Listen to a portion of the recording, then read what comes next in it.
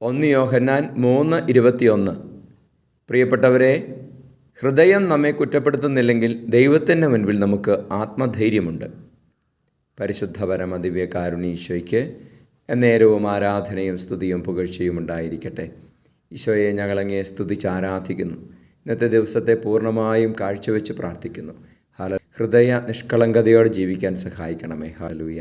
ഈശോ, ഞങ്ങളുടെ വലിയ സ്നേഹം, എത്രയോ കരുതലോടെ ഞങ്ങളുടെ കൂടെ നടക്കുന്ന വലിയ സ്നേഹം ഞങ്ങളിപ്പോൾ ആരാധിക്കുകയാണ്. സ്നേഹത്തെ ഓർത്ത് നന്ദി പറയുകയാണ്. ഈശോയെ, ഹൃദയം കുറ്റപ്പെടുത്താതിരിക്കാൻ തക്കവിധം നിഷ്കളങ്കത ഞങ്ങൾക്ക് നൽകണമേ.